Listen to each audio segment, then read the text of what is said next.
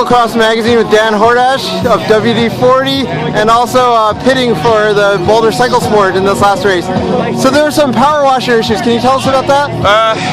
Well, the temperature dropped last night. Right. Power washers were they were drained, they were serviced, but it was just so cold they froze like completely solid. Right. You go to pull the cord to start them, they wouldn't crank over. The motors themselves are just blocks of ice. So we went old-fashioned way: hands, brushes, WD-40, de-icer, chain lube, spitting on them, whatever we had to get the stuff off.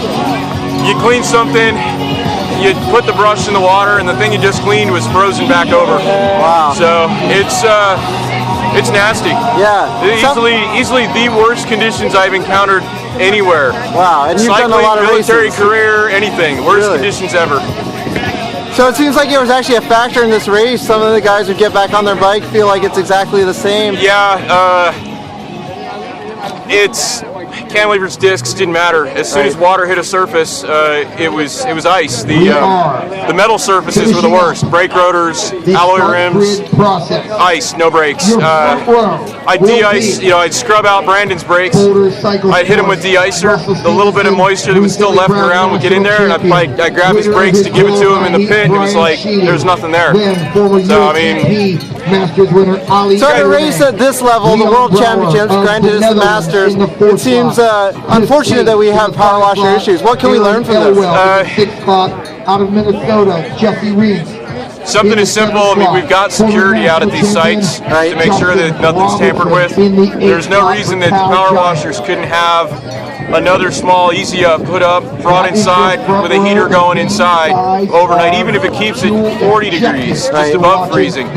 You know, fire them up in the morning, run some water through them, run some de-icer through them. The key thing, whatever chemical we put through, we got to make sure that we run a bunch of just clean water through it. Right. You don't know what those chemicals will do to the bikes, to the glue on the tubulars, to the rotors, Right. So the easiest thing would just be, pop an easy up out there, drop the walls, throw a heater, and security guard will be happy he's got some warm place to hang out all night too. So tomorrow morning is supposed to be pretty cold. Will we be able to avoid this for all 4 races at the UCI Worlds?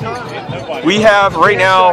We've got our tent sitting about 75 degrees with 2 pretty much blast furnace heaters going in it. We cut them off before we left the site. It's sitting probably 45, 50 degrees right now. We're going to come back out in a couple hours to double check. All the power washers, all the hoses, everything is inside that area. Right. We've got everything pumped out, lubed. It should be good. And our water supply is a direct feed off the water main that runs underneath the field. Got it. And they're freeze-proof taps, so we shouldn't have any supply issues.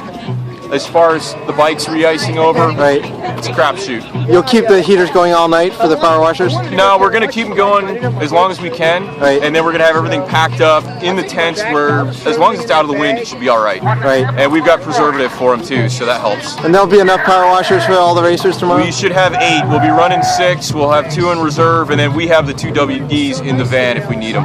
Great. Thanks so much for your time. Sure thing.